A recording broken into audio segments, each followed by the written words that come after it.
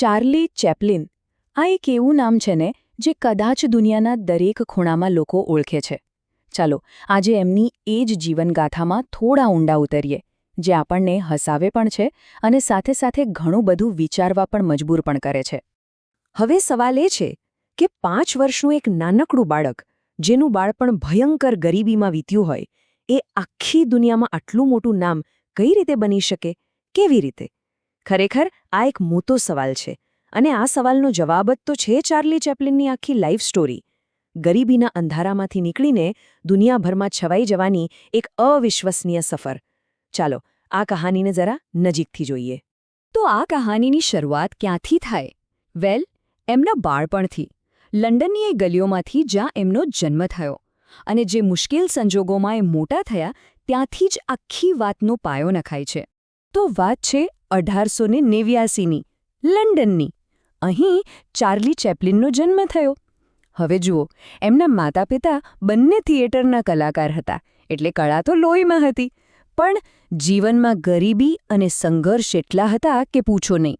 એટલે એમ કહી શકાય કે ચાર્લી માટે બાળપણ એટલે બસ સંઘર્ષ અને મુશ્કેલીઓનો સામનો કરવો.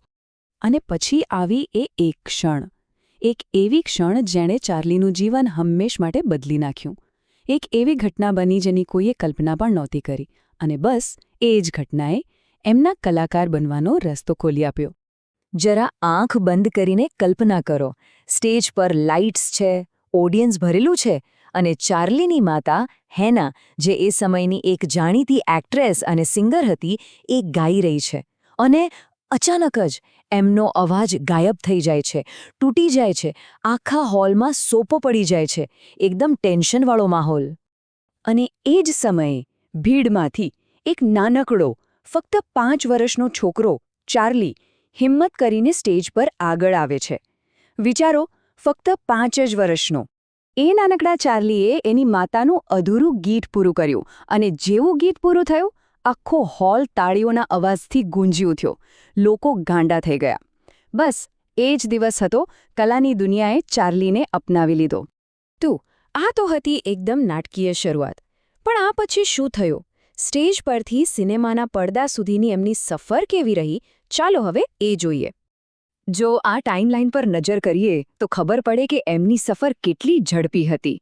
1894માં પહેલીવાર સ્ટેજ પર આવ્યા, અને ફક્ત 24 વર્ષમાં, એટલે કે 1918 સુધીમાં એમની પોતાની ફિલ્મ પ્રોડક્શન કંપની હતી. મતલબ કે એ માત્ર એક મહાન કલાકાર જ નહીં, પણ એક ખૂબ જ હોશિયાર બિઝનેસમેન પણ હતા.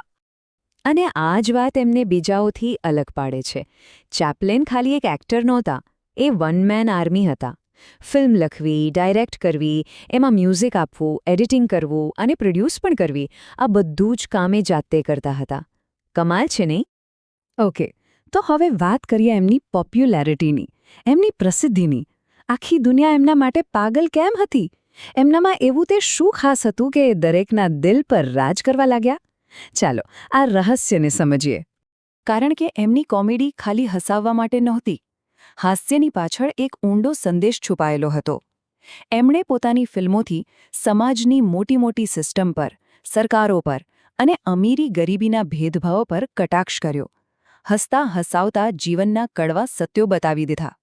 જેમ કે એમની પહેલી હિટ ફિલ્મ હતી kids auto races at Venice. અને પછી તો જુઓ modern times, the great dictator, limelight. એક પછી એક એવી ફિલ્મો આવી જેણે ઇતિહાસ રચી દીધો.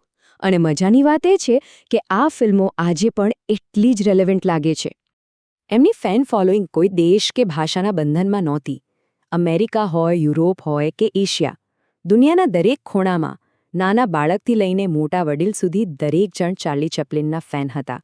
અને આ જ વસ્તુ એમને ઇતિહાસના સૌથી સફળ કલાકારોમાંથી એક બનાવે છે. સારું, તો હવે આપણે અંત તરફ આવી રહ્યા છીએ. અને અહીં એક સવાલ મનમાં આવે છે. કેમ આજે પણ, આટલા વર્ષો પછી પણ, આપણે ચાર્લી ચેપ્લિનને યાદ કરીએ છીએ? એવો તો કેવો જાદુ હતો એમનામાં કે એમનો વારસો આજે પણ જીવંત છે? એનું કારણ એ છે કે એમણે કલાકારોની આખી પેઢીને પ્રેરણા આપી. આજે પણ દુનિયાભરમાં કેટલાય એક્ટર્સ અને કોમેડિયન્સ છે જે કાં તો એમના જેવું બનવાની કોશિશ કરે છે, કાં તો એમના કામમાંથી શીખે છે. ટૂંકમાં કોમેડીની દુનિયા પર એમણે એક એવી છાપ છોડી છે જે ક્યારેય ભૂંસી ન શકાય. તો જતા જતા એક વિચાર મૂકીને જઈએ. જે રીતે ચાર્લી ચેપ્લિને કોમેડીનો ઉપયોગ સમાજની મોટી મોટી સમસ્યાઓ પર સવાલ ઉઠાવવા માટે કર્યો, શું આજે એવા કલાકારો છે જે આ કામ કરી રહ્યા છે? આ સવાલ પર વિચાર જરૂર કરજો.